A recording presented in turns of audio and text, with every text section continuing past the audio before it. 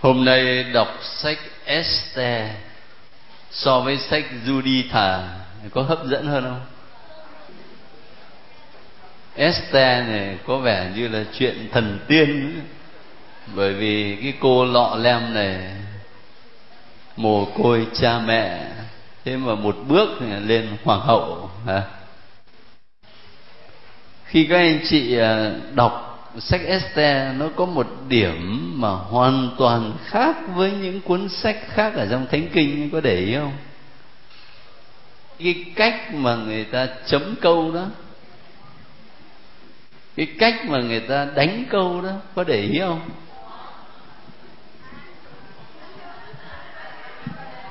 Đánh theo thứ tự alphabet. Nó có lý do của nó, và lý do đó thì tôi có giải thích ở trong bản văn gửi cho các anh chị. Tức là bây giờ chúng ta phải bắt đầu từ bản văn ở trong tiếng Hebrew, đó là bản gốc Do Thái. Mở sẵn sách Esther trước mắt để có gì đối chiếu cho nó dễ. Chẳng hạn như ngay ở chương đầu tiên, rõ ràng là đề chương 1, câu 1 thì làm sao? 1A, xong rồi đến 1B, 1C, 1D, mãi hết cái phần như là mở đầu đó, rồi mới đến phần thứ nhất là vua Asuero và hoàng hậu Vati đó, thì vẫn là chương 1 mà bắt đầu đánh câu 1. Thấy không? Lý do là vì như thế này, ở trong bản gốc tiếng Hebrew đó thì không có phần mà đánh theo alphabet. Bản tiếng Việt của chúng ta thì đánh theo kiểu này, chứ còn nhiều bản thánh kinh ở trong tiếng Anh đó, người ta sẽ không đánh kiểu này. Mà ví dụ cái phần mở đầu này người ta sẽ viết chữ A, nguyên cả cái phần đó là A, rồi đánh câu bình thường. Những đoạn thêm vào đó là trong bản văn bằng tiếng Hy Lạp sau này. Tôi cố ý nói ngay như vậy là bởi vì sợ có ai thắc mắc, bảo sao mọi khi đọc các sách không thấy cái chuyện này, mà bây giờ đọc sách Esther này, cái bà này bà ấy lung tung hay sao mà nó lại ra chuyện này. Thế thì ở trong bản gốc tiếng Hebrew đó, sách Esther là một câu chuyện kể về ông Mordecai, là một người Do Thái phục vụ ở trong triều của vua Ahasuerus. Thế thì ông này có một lần lập công, đó là ông ấy nghe hai viên thái giám trò chuyện với nhau, lên án nhà vua, và hơn thế nữa là âm mưu để giết nhà vua. Ông ta mới đi báo lại cho nhà vua, và như vậy ông ấy có công lớn lắm. Khổ cái là ông vua ông ấy thoát chết, nhưng mà ông ấy lại không có nhớ thưởng công ngay lập tức cho ông này, quên mất. Thế rồi nó xảy ra cái chuyện kế tiếp, đó là nhà vua này thì đã có một bà hoàng hậu rồi, mà bà ấy đẹp lắm, nhưng mà hình như bà ấy hơi kiêu kỳ, hơi chảnh. Thành thử ra cuối cùng nhà vua mới hỏi ý kiến của các quan đại thần, thì các quan lại đề nghị là thôi cho bà ấy nghỉ đi. Rồi sau đó đến lúc mà ông ấy nhớ quá, thì các quan đại thần lại bày cho một cái kế là bây giờ đi tìm bà khác. Và từ đó xuất hiện cái cô bé lọ lem tên là Esther này, là cháu ông Mordecai, cháu thôi, con nuôi thôi, bởi vì bố mẹ chết sớm rồi. Ấy thế mà không ngờ cô bé này được đưa vào trong triều đình đó, thì hóa ra lại trở thành hóa hậu, rồi cuối cùng thì làm hoàng hậu. Và khi mà Esther làm hoàng hậu rồi thì bà hoàng hậu này mới biết được một âm mưu của một nhân vật có tên là Haman. Ông này, ông ta ghét người Do Thái, và đặc biệt là ghét cay ghét đắng cái ông Mordecai đó. Và ông ấy muốn tiêu diệt toàn dân Do Thái. Thế cho nên ông ấy mới thuyết phục nhà vua ra một sắc chỉ để tiêu diệt dân Do Thái. Ông Mordecai biết được chuyện đó, và mọi người Do Thái biết được chuyện đó thì đều chỉ biết khóc thôi. Nhưng mà khi bà hoàng hậu Esther bà ấy biết được tin này thì bà ấy tìm cách để can thiệp. Và bà ấy can thiệp bằng cách nào? Bà ấy can thiệp bằng cách là mở yến tiệc đãi nhà vua, mà để mời thêm cả ông Haman này vào nữa. Rồi khi đó bà ấy mới trình bày cái âm mưu của ông Haman này cho đức vua nghe. Và khi mà đức vua siêu lòng vì bà ấy thì mới quyết định là giết ông Haman này. Và nó có một cái nét rất là bi kịch ở trong câu chuyện này, là trước đó thì ông Haman, ông ấy đã dựng một cái giá treo cổ để giết ông Mordecai. Thế thì cuối cùng cái giá treo cổ đó lại được dành cho ông ấy. Thế chị bảo là gậy ông đập lưng ông là vậy đấy. Và khi mà nhà vua thay đổi quyết định như thế thì nhà vua ra sắc chỉ phục hồi quyền của người Do Thái. Và cái ngày này trở thành một ngày lễ hội rất lớn trong đời sống của người Do Thái. Đại khái cái câu chuyện là như vậy. Câu chuyện gốc ở trong bản văn bằng tiếng Hebrew chỉ có thế thôi. Nhưng mà sau này ở trong bản dịch sang tiếng Hy Lạp đó thì người ta thêm vào một số đoạn, ví dụ phần mở đầu và phần kết thúc. Phần mở đầu nói về một giấc mơ của ông Mordecai, và phần kết thúc giải thích giấc mơ đó. Ngoài phần mở đầu và phần kết thúc, có một số đoạn thêm vào nữa, ví dụ lời nguyện của ông Mordecai, rồi lời nguyện của hoàng hậu Esther. Và các anh chị nhớ là lời cầu nguyện của hoàng hậu Esther là một trong những bản văn được chọn để đọc trong một ngày lễ nào đó, tôi không còn nhớ rõ, nhưng mà là của giáo hội Công giáo chúng ta. Lời cầu nguyện cũng như thêm vào chẳng hạn sắc chỉ của nhà vua. Đấy là một số đoạn thêm vào.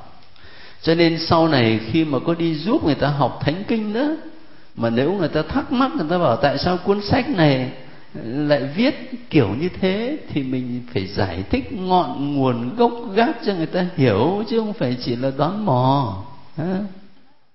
Lý do từ cội nguồn của nó là như thế. Thế hôm nay tôi chỉ kịp giờ để gửi cho các anh chị có cái trang đó thôi. Ở đây thì tôi trình bày ở trên bảng cái phần thứ hai là một số đoạn văn mà tôi nghĩ là chúng ta nên quan tâm tới khi đọc sách Esther. Thứ nhất đó là sắc chỉ tiêu diệt người Do Thái. Mời các anh chị lấy sách Esther ở chương thứ 3 và lấy phần câu thứ 7. Có thể cho nhanh hơn thì lấy luôn câu thứ 8 và câu thứ 9. Đọc hai câu đó để biết nội dung. Rồi ở dưới nữa. Nhưng mà trước hết là hai câu này. Ông Haman thưa với vua Asuero: trong khắp các miền thuộc vương quốc của đức vua có một dân sống tản mát, rải rác đó đây giữa các dân. Luật lệ của chúng không giống như luật lệ của bất cứ dân nào khác. Luật lệ của đức vua chúng chẳng tuân chẳng giữ. Quyền lợi của đức vua không cho phép để chúng yên như vậy. Nếu đẹp lòng đức vua thì xin đức vua cho viết sắc lệnh chu diệt chúng. Thần xin cân 300.000 ký bạc trao cho công chức, đem vào kho bạc của đức vua. Đó là ông Haman đề nghị với vua Ahasuero. Rồi sau đó vua Ahasuero mới ra một sắc chỉ. Thì các anh chị để ý từ câu 13b đó. Nhưng mà câu chúng ta cần phải quan tâm, đó là câu 13D. D chứ không phải là D. Các anh chị thấy cái câu là ông đã cho ta thấy rằng chưa? Đấy, chúng ta đọc hai câu đó thôi. Ông đã cho ta thấy rằng có một dân đầy ác ý, sống trà trộn với trăm họ trên toàn cõi địa cầu, theo những luật lệ đối nghịch hẳn với các nước khác, chẳng hề đếm xỉa đến sắc dụ của các vua, khiến cho vương quốc không thể đạt tới sự thống nhất. Vương quốc mà ta vẫn điều khiển một cách hoàn hảo, không ai chê trách được.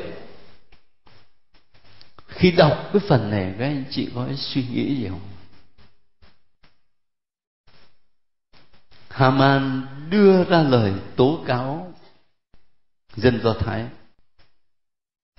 tố cáo về những điều chẳng ra cái gì cả. Và cuối cùng thì nhà vua ra sắc chỉ, mà trong sắc chỉ nhà vua cũng lại kể lại những tội đó của người ta. Một dân sống tản mát rải rác đó đây giữa các dân, luật lệ không giống như luật lệ của dân nào, luật lệ của đức vua nó cũng chẳng tuân giữ. Khi tôi đọc phần này, tôi nghĩ đến lịch sử của giáo hội chúng ta. Chẳng hạn như các anh chị nhớ lại thời đầu tiên của giáo hội Công giáo trong đế quốc Roma. Lúc bấy giờ người Kitô hữu sống trong lòng đế quốc Roma. Thánh Phêrô và Thánh Phaolô tông đồ đến Roma để rao giảng tin mừng cho người ta. Các anh chị đừng quên là Thánh Phêrô và Thánh Phaolô chịu tử đạo ở Roma. Và đền thờ Thánh Phêrô ngày nay đó là chúng ta tin rằng được xây dựng trên nền ngôi mộ Thánh Phêrô tông đồ. Thế thì lúc bấy giờ người Kitô hữu sống trong lòng đế quốc Roma. Đế quốc Roma lúc ấy họ có những thú ăn chơi có lẽ xa lạ với chúng ta bây giờ. Thế nhưng mà thời đó thì hấp dẫn lắm. Ví dụ như là nhà tắm chẳng hạn, nhà tắm công cộng á. Thỉnh thoảng xem phim có thấy không? Đấy, ta khôi phục lại cái hình ảnh của nhà tắm công cộng. Chắc là cũng đủ các màn massage như bây giờ vậy. Ông tắm nước nóng, tắm hơi. Một chốn ăn chơi. Một thú vui nữa của dân Roma đó là hí trường. Nếu các anh chị sang Roma thì sẽ thấy vẫn còn hí trường Colisee. Chúa cho biết đâu một ngày nào đó ở trung tâm mục vụ của mình có một cái văn phòng lo về du lịch để tổ chức các cuộc hành hương trong nước và ngoài nước đến các địa điểm tôn giáo nổi tiếng, chẳng hạn như là đi Roma, đi Fatima, đi Lộ Đức chẳng hạn. Đấy. Chúa cho lúc nào đó mình có thể làm được thì mình sẽ mở đấy. Nhưng mà cái quan trọng là phải rờ túi đã.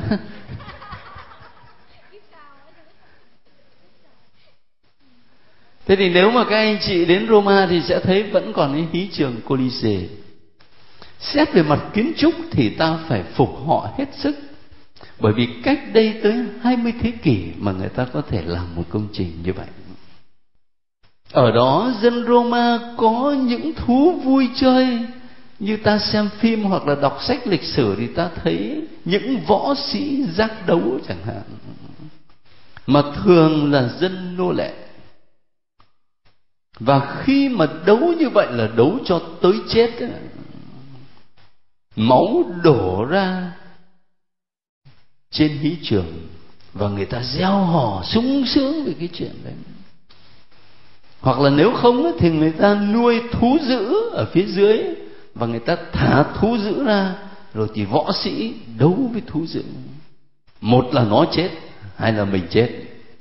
Còn dân chúng thì reo hò cái thú vui của người ta.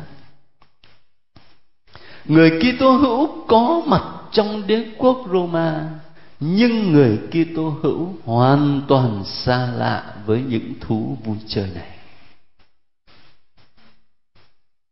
Cho nên người ta thấy rõ các Kitô hữu có một cái cách sống khác họ, cách sống khác người, cách sống không giống ai. Và cách sống đó làm cho người ta khó chịu. Tôi nhớ đến lịch sử giáo hội của mình ngay thời đầu tiên trong đế quốc Roma, rồi tôi cũng nhớ đến lịch sử giáo hội Việt Nam nữa. Các anh chị có còn nhớ một cuốn sách mà có lẽ cách đây phải đến 20 năm rồi, nó nổi rộ lên, gọi là Gia Tô Bí Lục không? Cái cuốn sách được xuất bản chính thức thời đó. Trong đó thì kể các thứ tội lỗi của người Công giáo, toàn là những tội mà mình chưa biết bao giờ. Nào là móc mắt, nào là gian dâm, nào là đủ thứ, không thiếu cái tội gì. Người ta viết ra, người ta tố cáo người Công giáo là phát sinh từ sự ghen ghét. Những người này có một lối sống không giống chúng tôi. Giống như là cái ông Human này, ông ấy thuyết phục nhà vua để ra sắc chỉ chu diệt cái dân Do Thái ấy. Thì cũng vậy, trong lịch sử giáo hội của mình, người ta cũng ghét người Công giáo. Trong một cuốn sách viết về các thánh tử đạo Việt Nam, tôi thấy có một điều mà hình như tôi ít gặp ở những sách khác. Tác giả là một nhà nghiên cứu, cho nên ông ấy đặt các thánh tử đạo vào trong bối cảnh lịch sử của văn hóa Việt Nam. Và một điểm mà ngày hôm nay chúng ta không thấy gì là đặc biệt, nhưng mà vào thời đó thì chắc là đặc biệt lắm. Đó là ông ta nói rằng các vua chúa Việt Nam, như là vua Minh Mạng chẳng hạn, một lúc đó là có mấy trăm bà cơ. Họ không thể nào mà chấp nhận và không thể nào hiểu được có một thứ đạo mà để bảo là một vợ một chồng sống với nhau cho đến chết. Họ không chấp nhận được. Nhà vua có tới mấy trăm bà cơ mà. Rồi đã đi sâu vào trong văn hóa thời bấy giờ, cái quan niệm rằng là trai đó thì 5 thê 7 thiếp, mà gái chính chuyên thì có một chồng thôi, chứ không được 10. Có một thôi. Kỳ cục như vậy. Ăn sâu vào trong cái cách nghĩ mà người ta cho là bình thường. Bây giờ có một thứ tôn giáo lại rao giảng rằng một vợ một chồng yêu thương nhau, gắn bó chung thủy với nhau đến trọn đời. Không thể nào chấp nhận được. Và người ta không chấp nhận được cái đạo đó thì người ta muốn diệt nó đi. Cho nên khi đọc lại cái câu chuyện của sách Ê-xê này, tôi liên tưởng đến lịch sử giáo hội của chúng ta. Và tôi nhớ đến lời Chúa Giêsu nói trong Kinh Tám Mối Phúc Thật, cái câu cuối cùng: phúc cho các con khi vì Thầy mà người ta ghen ghét, xỉ vả và vu khống cho các con mọi điều gian ác. Các con hãy vui mừng vì phần thưởng của các con ở trên trời thật lớn lao. Chúa Giêsu đã nói với chúng ta điều đó từ đầu rồi. Cho nên nếu điều đó xảy ra thì đừng lấy làm lạ, bởi vì Chúa đã cảnh báo từ lâu. Thế thì khi đối diện với những sự bắt bớ và bách hại vì ghen ghét đó, Thánh Phêrô căn dặn chúng ta thế này: anh em hãy sẵn sàng trả lời cho bất cứ ai chất vấn về niềm hy vọng của anh em. Rồi Ngài nói thêm: nhưng phải trả lời cách hiền hòa và khiêm tốn, để những ai vu khống anh em, người ta phải xấu hổ khi chứng kiến lối sống tốt lành của anh em. Cho nên chúng ta không trả lời bằng bạo lực, chúng ta không trả đũa theo kiểu người đời ăn miếng trả miếng, mà là phải trả lời bằng cách trình bày rõ ràng về niềm hy vọng, niềm tin của mình, nhưng không sử dụng bạo lực. Đấy là đường lối của Kitô hữu, của người Công giáo. Ngày hôm nay thì chắc không có những chuyện như thế, nhưng mà lại có những chuyện khác, thấy không? Lại có những chuyện khác khi mà có nhiều người, người ta không thể hiểu được tại sao lại sống như thế này. Các anh chị đều biết là trong trung tâm mục vụ này có cái nhà dành cho chủng sinh dự bị ngoài kia kìa. Các thầy mới về nghỉ hè rồi. Thế thì khi ngồi chia sẻ với các thầy lý do sao mà đi tu, có một thầy chia sẻ sau khi tốt nghiệp đại học thì đã bắt đầu đi dạy học. Đi dạy học mấy năm nay rồi. Đến khi mà nhận được giấy chiêu sinh của trung tâm mục vụ để vào lớp dự bị, thì đem lên thưa với bà hiệu trưởng để xin phép nghỉ dạy học đi tu.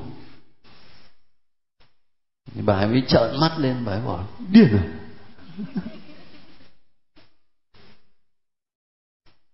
Nó tưởng là nói đùa, rồi đến lúc đưa giấy ra xem rõ ràng nói thật chứ đâu có nói đùa.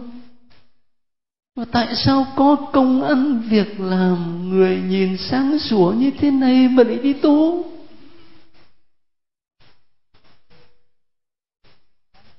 Mà hình như vẫn không tin ấy. Cho nên là cái ngày thầy nhập trường ấy, thì cả hai vợ chồng đi đến tận đây. Rồi đến khi thầy tới thì đi theo thầy vào trong cái phòng đó xem là ăn ở ra làm sao mà thích. Thấy một phòng cả 5-6 cái giường chật chội như vậy, mỗi người có mỗi cái giường, có cái bàn, cái tủ, thế thôi. Nhưng mà khi ra về thì bà ấy nói một câu là chắc sau này mà về hưu thì tôi xin đi theo cái đạo này.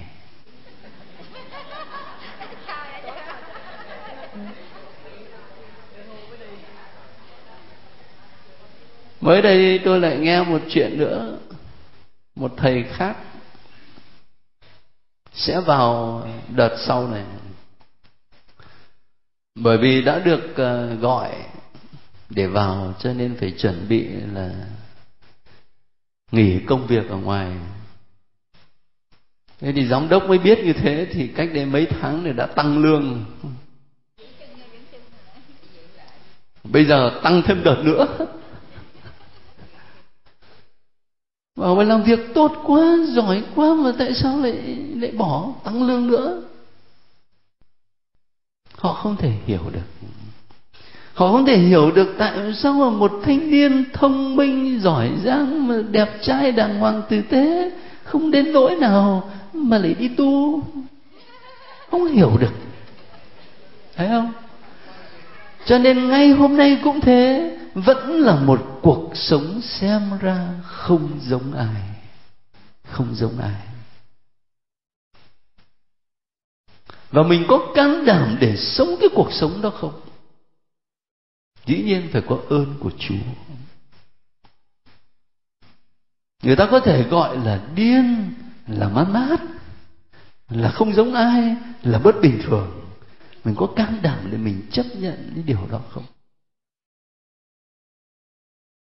Mà không phải chỉ là linh mục tu sĩ, nhưng các anh chị sống ở ngoài đời, đi làm việc, có thể những cách ứng xử, những chọn lựa và những phản ứng của các anh chị một khi nó khác người ta cũng đặt cái câu hỏi như vậy.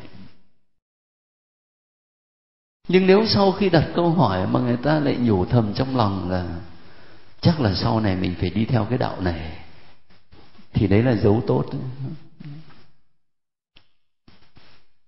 Thành thử ra khi mà đọc đoạn sách Ê-xê nói về cái sắc chỉ chu diệt dân Do Thái này, tôi nghĩ đến những sắc chỉ cấm đạo trong lịch sử giáo hội chúng ta. Và cả ngày hôm nay nó cũng vẫn có đó, nhưng mà nó dưới một hình thức khác. Xin Chúa cho mình vững lòng tin thôi, vững niềm hy vọng để mà sống. Một đoạn thứ hai tôi xin các anh chị quan tâm, đó là ở chương thứ 4 kế tiếp đó.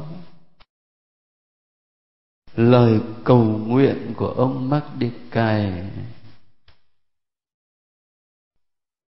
ở chương 4. Chúng ta xem thử câu 17a cho đến 17h đó. Mời các anh chị này. Ông nhắc lại mọi công việc Chúa đã làm mà cầu xin với Chúa. Lạy Chúa, Chúa là vua toàn năng, Chúa nắm quyền điều khiển vũ trụ. Khi Chúa muốn cứu độ Israel, nào ai đương đầu nổi với Ngài? Chính Ngài đã tạo dựng trời đất và thực hiện mọi kỳ công dưới bầu trời. Lạy Chúa, Ngài là Chúa vạn vật, ai chống lại được Ngài? Lạy Chúa, Ngài biết mọi sự, Ngài biết rõ, không phải vì sức sượt, kiêu kỳ hoặc háo danh mà con làm thế. Đã không bái lại tên Ha-man ngạo mạn kiêu căng. Quả thật, để cứu Israel thì có phải hôn bàn chân hắn, con đây cũng sẵn sàng. Nhưng con đã làm thế để khỏi đặt cái vinh của người phàm trên vinh quang Thiên Chúa. Con sẽ không bái lại một ai ngoại trừ Ngài, lạy Chúa, và con sẽ không làm thế vì kiêu ngạo. Giờ đây, lạy Chúa là Thiên Chúa, Chúa là vua, là Thiên Chúa tổ phụ Abraham. Xin tha cho dân Ngài, vì thù địch đang để tâm để ý chúng con, nhằm tìm cách hủy diệt. Chúng những mong phá hủy phần sản nghiệp ngàn xưa của Ngài. Xin Ngài đừng chê bỏ dân riêng thuộc về Ngài, dân Ngài đã chuộc lấy từ Ai Cập. Xin nghe lời con nguyện mà thương đến phần gia nghiệp của Ngài. Lạy Chúa, cảnh tang tóc chúng con xin biến thành hoan lạc, để chúng con được sống mà ca tụng danh Ngài. Xin Ngài đừng hủy diệt, đoàn dân luôn mở miệng ngợi khen Ngài. Tôi không có ý phân tích toàn bộ lời cầu nguyện này, nhưng tôi xin các anh chị để ý đến 2 câu thôi. Đó là câu 17D và 17D. Khi mà ông Mác-đê-cai nói rằng là lạy Chúa, không phải vì sức sược kiêu kỳ hoặc háo danh mà con làm thế, đã không bái lại tên Ha-man ngạo mạn kiêu căng, thì nhớ lại cái đoạn nào ở trong sách Ê-xê? Lý do làm sao mà Ha-man ghét cái ông Mác-đê-cai này? Đấy, các anh chị đã đọc cả rồi thì đã biết rồi. Lý do là bởi vì ông ta không có chịu bái lại hắn ấy. Và ông ấy thưa với Chúa câu rất hay thế này: nhưng con đã làm thế để khỏi đặt cái vinh của người phàm trên vinh quang Thiên Chúa. Con sẽ không bái lạy một ai ngoại trừ Ngài, lạy Chúa. Câu rất hay. Cái câu này giúp cho mình nhìn lại đời sống đức tin của mình và cả lịch sử của giáo hội nữa. Các anh chị nhớ lại thời đế quốc Roma này. Lúc bây giờ nó có một thứ tôn giáo rất lạ, đó là tôn giáo thờ hoàng đế. Tôn giáo thờ hoàng đế. Thời của Chúa Giêsu đó, ông vua Augusto đó, là ông tự xưng ông là đấng cứu độ thế giới. Thế thì sống ở trong lòng đế quốc Roma với một thứ tôn giáo thờ hoàng đế này, người Kitô hữu có chấp nhận thờ hoàng đế không? Không chấp nhận. Giống như là ông Mordecai này, ông ấy không chấp nhận để mà phải bái lạy ông Haman. Người Công giáo Việt Nam chúng ta cũng vậy. Ngày xưa các vua được gọi là thiên tử. Thiên tử, con ông trời cơ mà. Cho nên vua phán cái gì là phải theo thôi. Vậy mà cha ông chúng ta, các thánh tử đạo Việt Nam, có chết cũng không chấp nhận. Dù vua ra lệnh là phải bước qua thập giá, như là một dấu hiệu chối từ Chúa Giêsu, các ngài không chấp nhận, có chết cũng không bước. Nó phát xuất từ niềm tin của mình á, từ niềm tin mà ông Mordecai diễn tả ở đây này. Con làm thế để khỏi đặt cái vinh của người phàm trên vinh quang Thiên Chúa, và con sẽ không bái lạy một ai ngoại trừ một mình Ngài, lạy Chúa. Đức tin Kitô giáo cũng như vậy. Và các anh chị cứ để ý mà xem, ngày xưa trong chế độ quân chủ, người ta tôn ông vua lên đến tận trời, coi như thần thánh. Khi chế độ quân chủ chấm dứt rồi, bước sang chế độ gọi là dân chủ. Nhưng ta cứ để ý thì sẽ thấy, trong những nước mà các nhà lãnh đạo độc tài đó, thì một đằng người ta hủy diệt niềm tin tôn giáo, không có thần thánh gì hết, chỉ có con người. Nhưng mà một đằng khác á, thì người ta lại suy tôn lãnh tụ như thần thánh vậy, đưa lên đến tận trời và bắt mọi người phải suy tôn. Nó cũng là một thứ tôn giáo, chỉ có mỗi điều thứ tôn giáo không có nền tảng. Thứ tôn giáo trống rỗng, thứ tôn giáo làm con người vong thân và tha hóa, là bởi vì tôi là con người và anh là người lãnh đạo, anh cũng chỉ là con người, anh không có hơn tôi ở chỗ nào cả. Anh và tôi đều là con người và cùng một phẩm giá như nhau, mỗi người có một trách nhiệm trong đất nước, có thế thôi. Cho nên khi anh bắt tôi phải tôn thờ anh như tôn thờ thần thánh, là anh bắt tôi phải đánh mất chính mình và trở thành khác. Vong thân và tha hóa là như vậy. Các anh chị đọc lịch sử thế giới sẽ thấy điều này rõ lắm. Bất cứ một chế độ độc tài nào đều có khuynh hướng suy tôn lãnh tụ. Và lịch sử thế giới cũng làm chứng cho chúng ta thế này. Không có con người nào đáng để mà suy tôn như thần thánh cả. Bởi vì có những con người được 20 năm, 30 năm người ta đưa ông ấy lên đến tận trời như thần thánh vậy. Và chỉ trong nháy mắt, ngày hôm sau, tuần sau, người ta cho ông xuống đất. Và bắt đầu người ta liệt kê các thứ tội lỗi mà ông ấy phạm trong cuộc đời. Điều đó chúng ta thấy rất rõ ngay trong thế kỷ 20. Nói điều này để thấy được đức tin Kitô giáo quyết liệt như thế nào. Nhiều khi vì người ta không hiểu chỗ này, cho nên người ta cho rằng người tin vào Chúa Giêsu Kitô cứng đầu cứng cổ, chống lại những người cầm quyền. Nhưng mà không phải. Chúng tôi không chống những người cầm quyền, mà chúng tôi chỉ sống cho đúng sự thật về con người.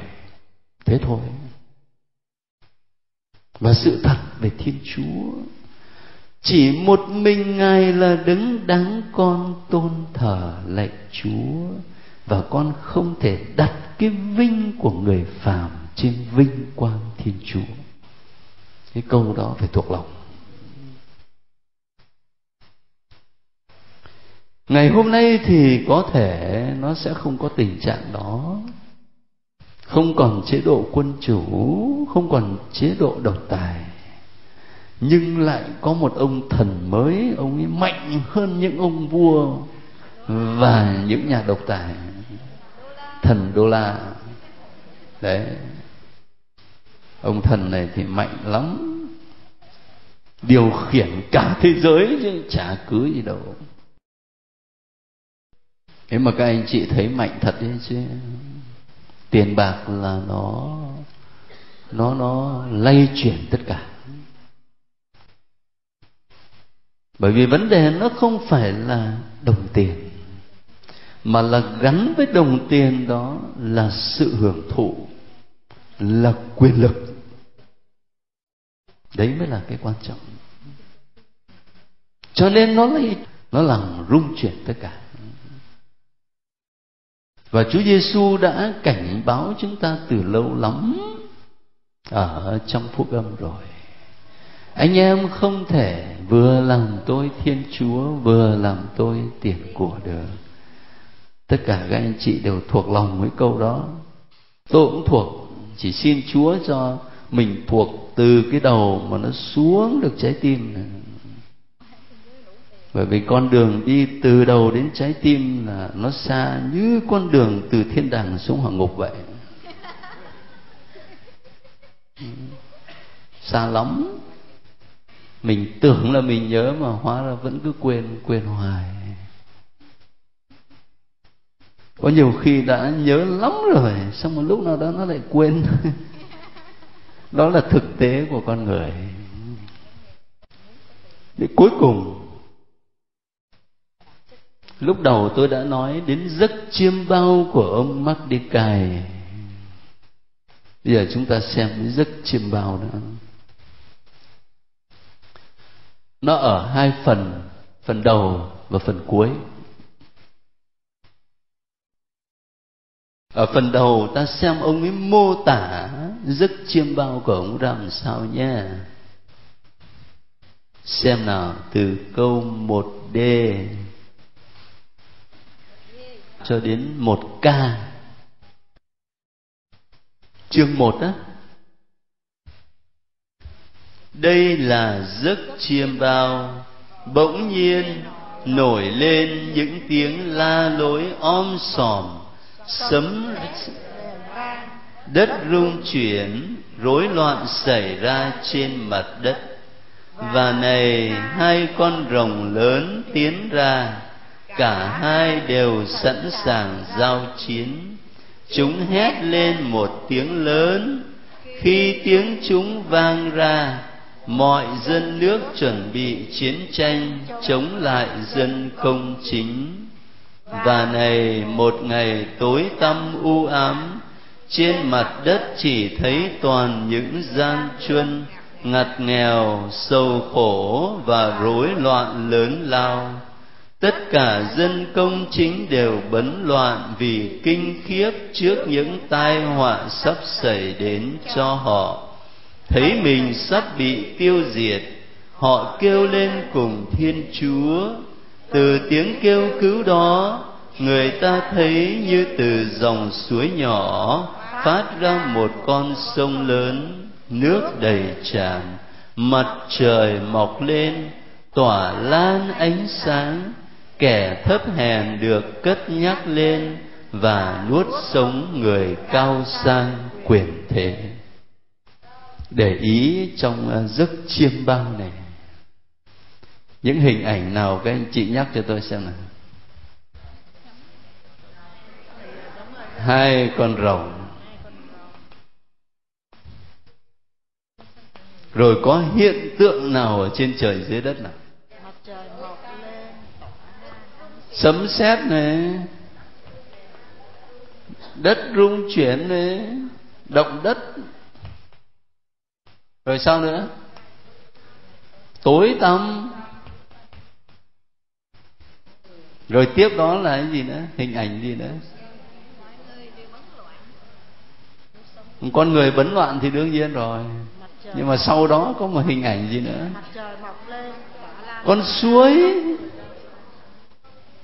Con suối, dòng sông. Rồi gì nữa? Mặt trời. Đấy, mặt trời thì ban ánh sáng, con suối thì mang lại gì? Nước.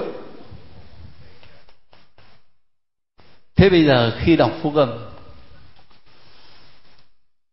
không biết là các anh chị có nhớ lắm không, nhưng mà khi đọc Phúc Âm, ví dụ như trong Mát-thêu, có những bài giảng của Chúa Giêsu được đặt tựa đề là bài giảng về thời cánh chung. Thì trong những bài giảng đó có thấy sấm sét không? Có thấy động đất không? Có thấy tối tăm không? Đấy, có thấy mặt trời sa xuống không? Rồi bây giờ một cuốn sách khác mình chưa học nhưng mà sẽ học, cuốn sách cuối cùng của bộ Thánh Kinh, sách Khải Huyền. Ở trong đó có thấy con rồng không? Lễ nào thì nghe chuyện con rồng? Lễ Đức Mẹ, hồn xác lên trời. Rồi có tối tăm, có động đất, có rung chuyển không? Cũng có cả. Thế thì tất cả những ngôn ngữ này người ta xếp nó vào loại văn chương Khải Huyền.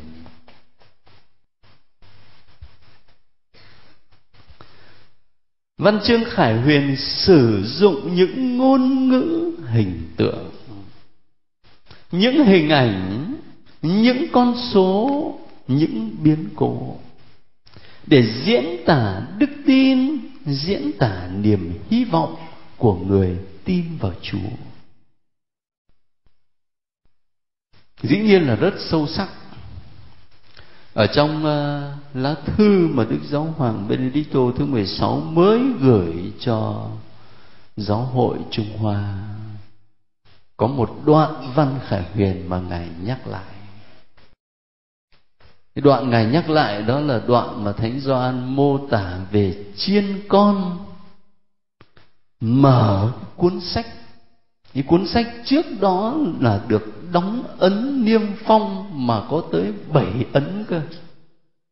Và Gioan đã phải rơi lệ vì không có ai trong cuộc đời này xứng đáng mà mở cuốn sách đó. Nhưng mà chiên con mở cuốn sách đó. Đức Giáo Hoàng nhắc lại cái hình ảnh đó trong sách Khải Huyền, và Ngài nói rằng cái sự kiện mà Gioan rơi lệ bởi vì không thấy ai xứng đáng mà mở cuốn sách đó, sự kiện đó diễn tả là trong lịch sử của nhân loại này, không ai trong chúng ta đọc được trọn vẹn cái ý nghĩa của lịch sử. Và từ đó Ngài liên tưởng đến những năm tháng tăm tối của Giáo hội Trung Quốc. Mình không hiểu được tại sao Chúa lại để cho mình phải sống trong tăm tối như thế. Mầu nhiệm quá. không ai hiểu được. Văn chương khải huyền được sử dụng rất nhiều trong Thánh Kinh. Và ngay cả ngày hôm nay các anh chị nói với tôi nhiều lắm bởi về sứ điệp thứ 3, sứ điệp thứ 4 gì đó của Đức Mẹ Fatima đó. Và khi các anh chị đọc những sứ điệp như thế, các anh chị cũng sẽ thấy sấm sét, động đất, tối tăm mặt trời. Có đúng không? Đấy. Nghĩa là cũng vận dụng một thứ ngôn ngữ khải huyền. Đó là một thứ ngôn ngữ hình tượng mà mình đừng bám vào hình tượng đó, nhưng qua đó mình phải đọc được cái ý nghĩa bên trong này. Chứ còn mình vin vào những từ ngữ bên ngoài như vậy, rồi kéo nhau bảo là sắp sửa tận thế rồi, đi mua mì gói, rồi đem đến cho cha làm phép này. Ông cha nào mà không chịu làm phép thì đúng là thiếu đức tin này. Thế rồi cuối cùng không biết là ông ấy thiếu hay là mình thừa. Mà nó cứ xảy ra nhiều lần chứ không phải một lần.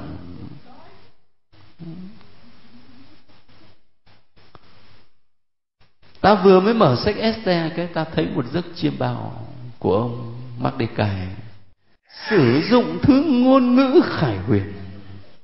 Bây giờ các anh chị mở ra chương cuối cùng, tức là chương thứ 10, để xem là ông ấy giải thích. Ông ấy giải thích giấc chiêm bao đó như thế nào. Sau khi mọi sự kiện xảy ra, ông ấy giải thích như thế nào. Ở câu 3a đó, chương thứ 10 mà câu 3a đó, ông Mordecai nói: các điều xảy ra trên đây đều do bàn tay Thiên Chúa. Thật thế, khi tôi nhớ lại những gì đã thấy trong giấc chiêm bao về các sự việc này, thì quả không có gì đã bỏ sót. Một con suối nhỏ đã thành sông, rồi có ánh sáng, có mặt trời, có nước dồi dào. Esther là con sông ấy. Thấy không? Bây giờ bắt đầu ông giải thích con sông này. Esther là con sông ấy. Rồi tiếp đó làm sao? Vua đã cưới nàng và phong làm hoàng hậu.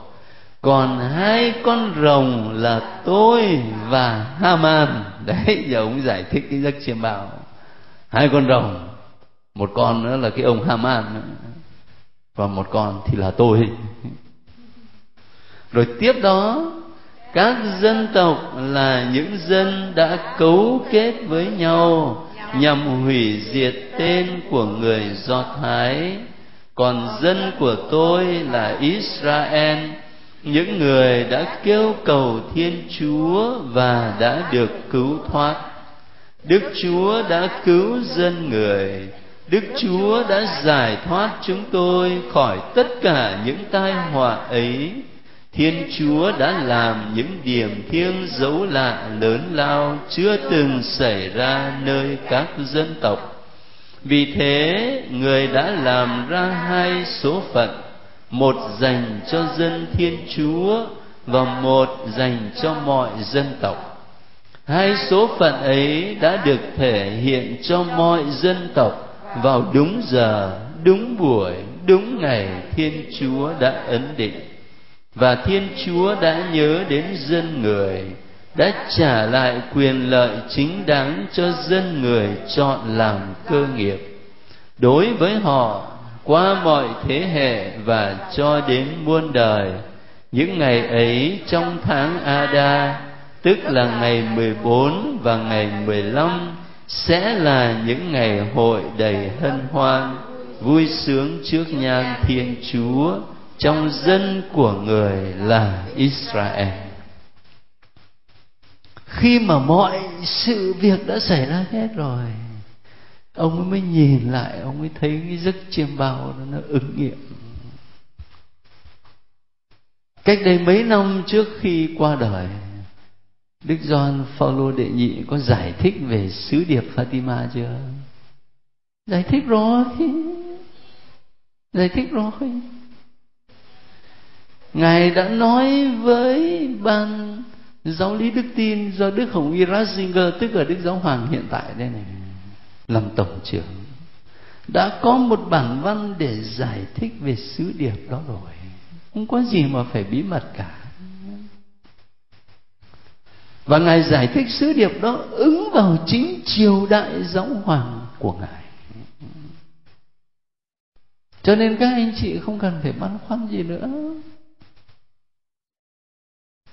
Ở đây này, sự việc xảy ra hết rồi thì ông Mác-đê-khai, ông mới nhớ lại giấc chiêm bao như thế, và ông ấy cắt nghĩa về giấc chiêm bao đó.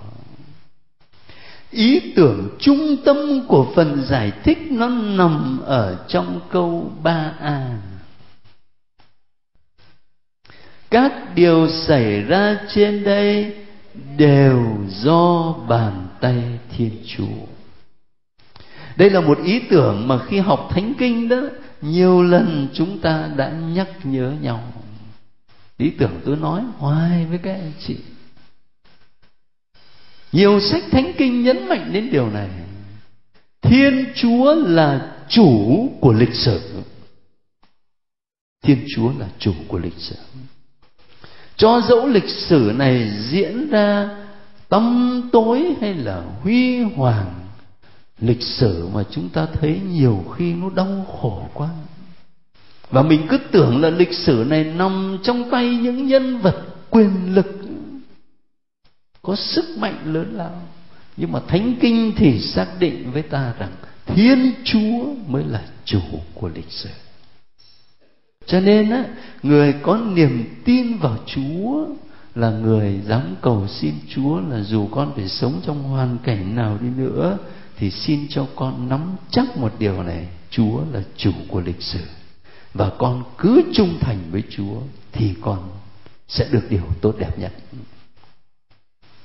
Chứ còn nếu mình không có đức tin như vậy thì Thánh Phaolô so sánh chúng ta sẽ giống một con thuyền mà nó không có thả neo cắm vào lòng đất, cho nên nó cứ chòng chành, lúc thì thế này, lúc thì thế khác. Còn nếu cuộc sống của mình là con thuyền mà cắm neo vào lòng đất rồi, thì cho dù gió to bão lớn đến đâu đi nữa, nó có chòng chành nhưng mà nó vẫn cắm chắc. Cho nên ở đây cái câu quan trọng nhất là câu 3a. Và câu đó lặp lại một điều mà chúng ta đã học rất nhiều trong Thánh Kinh: chỉ có Thiên Chúa là chủ của lịch sử mà thôi. Thế hôm nay sau khi đọc Giuditha, người ta đọc thêm về Esther, cũng là những người phụ nữ nổi tiếng ở trong lịch sử cứu độ. Thế còn tuần tới thì bắt đầu vào sách Maccabe. Sách Maccabe là nổi tiếng hơn sách Giuditha và sách Esther. Hy vọng các anh chị đọc thì sẽ gặp được nhiều bài học ích lợi ở trong đó để chia sẻ cho nhau. Thôi chúng ta nghỉ ở đây. Thánh Lễ TV trân trọng cảm ơn quý vị đã quan tâm theo dõi và đăng ký kênh. Kính chúc quý vị luôn được mạnh khỏe, bình an trong Chúa và Mẹ. Xin chào và hẹn gặp lại quý vị trong các video tiếp theo.